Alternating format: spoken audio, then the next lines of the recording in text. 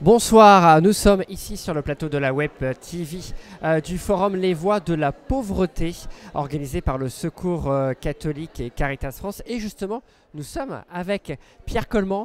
Pierre Coleman, vous êtes vice-président du Secours catholique Caritas France et vous êtes aussi président de la région, du département Île-de-France. Île-de-France, la région Île-de-France, exactement, du département des Hauts-de-Seine. Voilà, c'est ça.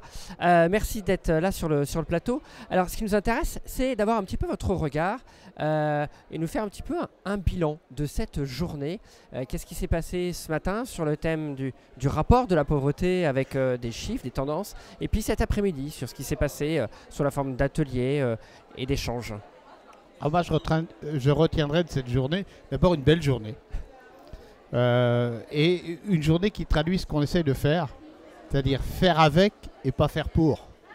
Et les témoignages qu'on a pu avoir ce matin et cet après-midi, et les réactions de la salle, il y avait beaucoup de personnes qui avaient connu une situation de précarité ou de pauvreté, ou qui la connaissent encore et qui ont pu s'exprimer.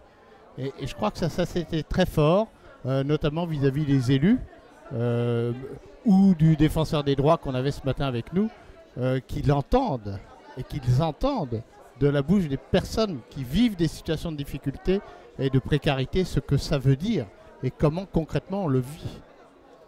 Alors, faire avec plutôt que faire pour, qu'est-ce que ça veut dire? Alors, ce matin, on a pas mal parlé de l'accueil.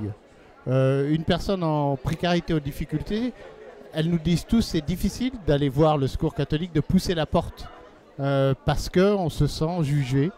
Mais chez vous, au Secours catholique, on se sent accueilli, on retrouve une famille. Et c'est ça pour nous, l'aide matérielle, qu'elle soit financière, alimentaire, est souvent le premier point d'entrée de la personne. Mais l'accompagnement, l'association sont pour nous essentiels pour reconstruire la personne. Et on a entendu plusieurs reprises des personnes qui sont bénévoles aujourd'hui et qui, il y a quelques mois, quelques années, ont connu des situations de précarité. Et pour nous, c'est que ça a marché. Alors justement, on parle beaucoup de l'intérêt pour les personnes en situation de pauvreté de pousser cette porte.